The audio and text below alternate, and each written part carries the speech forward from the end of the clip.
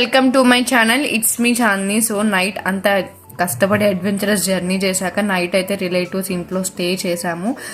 Early morning పల్లెటూరు vibes అనమాట. నాకు చాలా అంటే చాలా నచ్చింది లంబసింగిలో. లైక్ ఎప్పుడో చిన్నప్పుడు చూసాను ఇలాంటి వైబ్స్, ఎర్లీ మార్నింగ్ విలేజ్ని చూడడం. సో అలా కాలంలో పొయ్యలు ఉంటాయి కదా, అలా పొయ్యి మీద వేడి నీళ్ళు పెట్టుకుని బాగా ఫుల్ చలేస్తుంది. ఇంకా అలా చలి కూడా కాల్చుకుంటున్నాను అనమాట. ఇంకా అలా లంబసింగి వ్యూ పాయింట్కి అయితే రెడీ అయిపోయి వెళ్ళిపోతున్నాము. ఇక్కడ ఏంటంటే ఎర్లీ మార్నింగ్ కాబట్టి చాలా అంటే చాలా పొగమంచు ఉంది. లంబసింగి అస్సలు మిస్ అవ్వద్దు. నా పర్సనల్ ఫేవరెట్. నాకు ఎందుకో తెలీదు, లంబసింగి చాలా బాగా నచ్చింది అనమాట. సో మేమైతే కార్ ఇక్కడ పార్క్ చేస్తాము. ఇక్కడ కార్ పార్కింగ్స్ అనేవి మనకు ఉంటాయి. కార్ అయితే పార్క్ చేసేసి మనం జీప్స్లో వెళ్ళాలన్నమాట పై వరకు. యాక్చువల్లీ లంబసింగి అంత పెద్ద కొండ కాదు, మనం నడుస్తూ ట్రెక్ చేసేయచ్చు. చేయలేమనుకుంటేనే మనం జీప్ తీసుకుని వెళ్ళాలి. కార్లు వెళ్తాయి but at your own risk అనమాట కార్లు, ఎందుకంటే రోడ్లు అస్సలు బాగోవు. ఆ రోడ్లకి హై టైర్స్ ఉన్న జీప్స్ లాంటివి అయితే ఫ్లెక్సిబుల్గా ఉంటాయి అనమాట. వాళ్ళు పర్ పర్సన్ 100 రూపీస్ అయితే ఛార్జ్ చేశారు. మేము December 30th అయితే వెళ్ళాము. కార్స్ అన్నీ ఇక్కడ వరకే.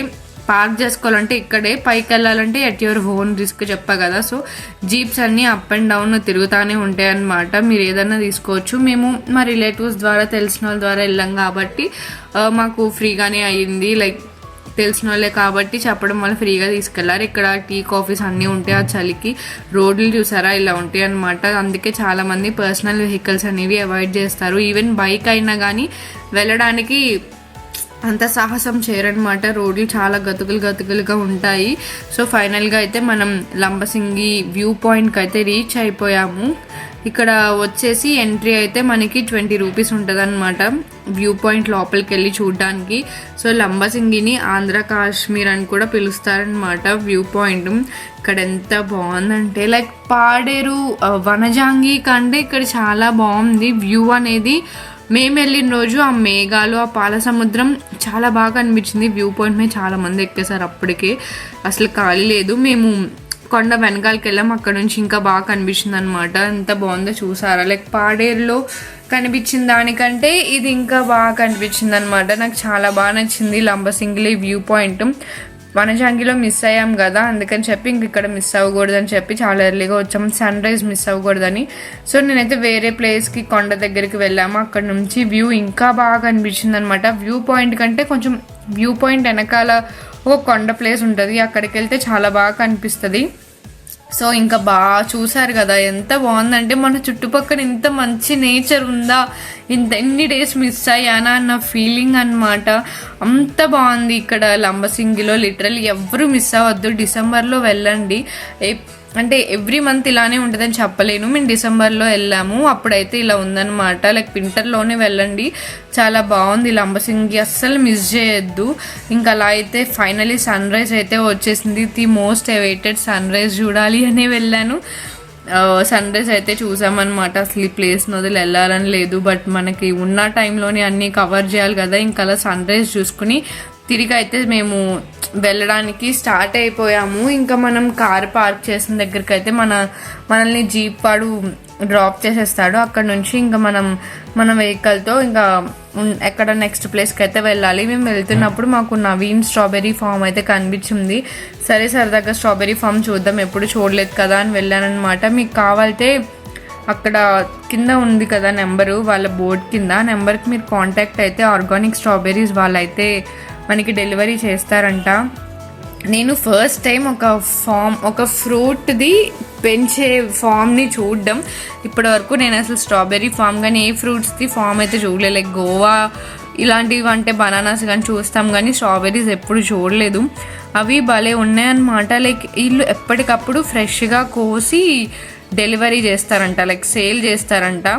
సో ఇవైతే వాళ్ళు అప్పుడే పిక్ చేస్తున్నారు. మేము అప్పుడే వెళ్ళాము, ఎర్లీ మార్నింగే కదా మేము వెళ్ళింది. సో వాళ్ళు ఎవ్రీడే మార్నింగ్ ఏదైతే వస్తుందో రెడ్గా ఏమైతే పండినాయో అవన్నీ పిక్ చేసుకుంటారంట. చాలా అంటే చాలా బాగుంది అబ్బా ఈ ఫామ్ అయితే. అందరూ అటో బుట్ట ఇటో బుట్ట వీళ్ళైతే పెట్టుకుని పిక్ చేస్తూ ఉన్నారు పండిన స్ట్రాబెర్రీస్ని అయితే. సో మీకు ఎవరికన్నా కావాలితే వీళ్ళు ఎక్కడికన్నా డెలివరీ చేస్తారంట, వీళ్ళు ఆర్గానిక్గా పండిస్తారంట. మేమైతే తీసుకోలే, ఎందుకంటే మాకు స్ట్రాబెర్రీస్ మీద అంత ఇంట్రెస్ట్ ఉండదు, ఎవరం తినము, జస్ట్ చూడడం వరకు. కానీ ఒక స్ట్రాబెర్రీ తిన్నాను అక్కడే, చాలా అంటే చాలా బాగుంది, తీయగా ఉన్నాయి. పెయిడ్ ప్రమోషన్ కాదు, నా ఎక్స్పీరియన్స్, నాకైతే నచ్చింది.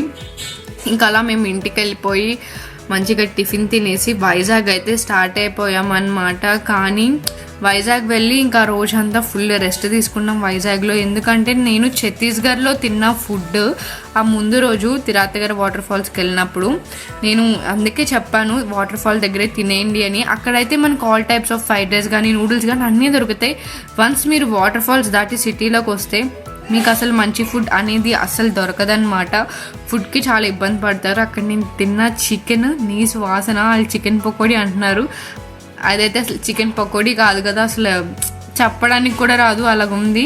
అండ్ సర్లే ఇది ఫెయిల్ అయింది కదా, తినలేకపోతున్నా, నీసు వాసన వస్తుంది. మనం ఎంతసార్లు వాష్ చేసి కారంగా తింటాం, వాళ్ళు చాలా సప్పగా తింటున్నారు, అస్సలు టేస్ట్ అంటే టేస్ట్ లేదు.